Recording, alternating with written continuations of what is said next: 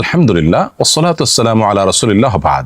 সুপ্রিয় দর্শক শ্রোতা ভাই বোন, মুহররমের 10 তারিখকে আশুরা বলা হয়। ইসলামের দৃষ্টিতে আশুরা অত্যন্ত গুরুত্ব এবং তাৎপর্যপূর্ণ একটি দিন। বাংলাদেশের আকাশে মুহররম মাসের চাঁদ দেখা যাওয়ার উপর ভিত্তি করে এই বছর আশুরা তথা মুহররমের 10 তারিখ হয় আসন্ন 26শে জুন জুমাবার, অর্থাৎ আগামী পরশুদিন। বাংলাদেশের মানুষ সিয়াম পালন করতে হবে আগামী পরশুদিন, আর মিডল ইস্টের মানুষেরা ভৌগোলিক কারণে বাংলাদেশের একদিন আগে তাদের আকাশে চাঁদ দেখে থাকেন, সেই হিসাবে তারা আগামীকাল অর্থাৎ বৃহস্পতিবার ইনশাআল্লাহ তাআলা তারা আশুরার সিয়াম পালন করবেন। আশুরার সিয়াম সম্পর্কে নবী করিম সাল্লাল্লাহু আলাইহি ওয়াসাল্লাম বলেছেন, সিয়ামু ইয়াউমি আশুরা আহতাসিবু আল্লাহি আন ইউকাফিরা সানাতাল্লাতী ক্বাবলা। অর্থাৎ আশুরার দিনের রোজার ফজিলত সম্পর্কে আল্লাহর প্রতি আমার ধারণা, এর মাধ্যমে আল্লাহ তাআলা 1 বছর পূর্বের গুনাহ মাফ করে দিবেন।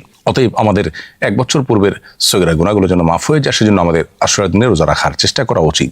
তবে আশুরার সিয়াম একটি নয়, বরং মুসলমান হিসেবে আমরা 2টি সিয়াম পালন করার চেষ্টা করব, কারণ নবী করিম সাল্লাল্লাহু আলাইহি ওয়াসাল্লাম বলেছেন, খালিফুল ইহুদিরা শুধুমাত্র আশুরার দিনটি রোজা রাখে, তোমরা তাদের ব্যতিক্রম করো, তাদের চাইতে ভিন্নতর করো, তোমাদের রোজাতে যেন স্বাতন্ত্র্য থাকে তাদের চাইতে। সেজন্য আমরা একটি নয় বরং 2টি রোজা রাখবো। এখানে গুরুত্বপূর্ণ একটি বিষয় লক্ষণীয়তা হলো, ইবাদতের মতো একটি বিষয়ে পর্যন্ত ইহুদিদের সাথে যেন সামঞ্জস্যপূর্ণ না হয়ে যায়, সেজন্য নবী সাল্লাল্লাহু আলাইহি ওয়াসাল্লাম আমাদেরকে ব্যতিক্রম করতে বলেছেন।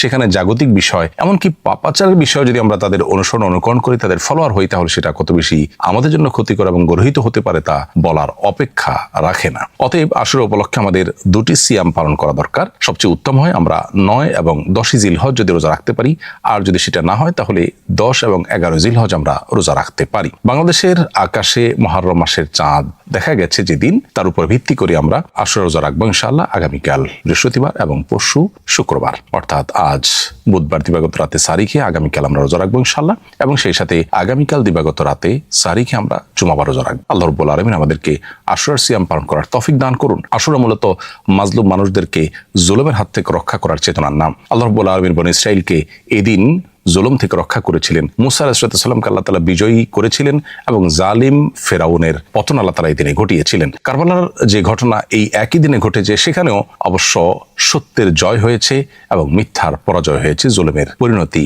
অত্যন্ত করুণ সাব্যস্ত হয়েছে। কারণ সেদিন নবী করিম সাল্লাল্লাহু আলাইহি ওয়াসাল্লাম প্রিয় দৌহিত্র হোসেন রাদিয়াল্লাহু তাআলা আনহুকে সপরিবারে যারা শাহাদাত বরণ করিয়েছে, সে সমস্ত জালিম অত্যাচারী খুনিরা তারা পৃথিবীর ইতিহাসে ধিকৃত হয়ে আছে আজও।